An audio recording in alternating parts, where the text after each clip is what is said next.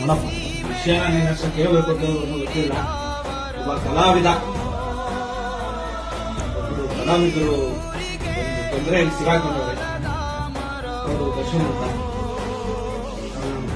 ಅವರು ಮಾಡಿರೋ ಯಾವುದೇ ತರದ ತಪ್ಪು ಮಾಡಿರ್ಬೋದು, ಮಾಡಿಲ್ಲದೆ ಇರ್ಬೋದು.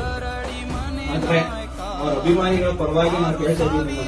ಆದಷ್ಟು ಬೇಗ ಅವ್ರು ಏನೇ ಆರೋಪಗಳು ಮಾಡಿದ್ರು ಆದಷ್ಟು ಬೇಗ ಅದನ್ನೆಲ್ಲ ನಿವಾರಣೆ ಮಾಡಿ ಅವ್ರಿಗೆ ಯಾವುದೇ ತರದ ತೊಂದರೆ ಆಗಂತೆ ಅಭಿಮಾನಿಗಳ ಹತ್ರ ಮತ್ತೆ ಅವ್ರು ಸೇರ್ತಾರೆ ಅನ್ನೋದಾದ್ರೆ ನಿನ್ನ ಆಶೀರ್ವಾದ ಇದ್ದು ದಾರಿ ನಡೆಸ್ಕೊಟ್ಟು ನೀನ್ ನಡೆಸ್ಕೊಡ್ತೀನಿ, ನಾನು ಆದಷ್ಟು ಬೇಗ ಅವ್ರಿಗೆ ಕೈ ಬಿಡಿಸ್ಕೊಡ್ತೀನಿ ಅನ್ನೋದಾದ್ರೆ ನೀನ್ ಆಶೀರ್ವಾದ ಮಾಡ.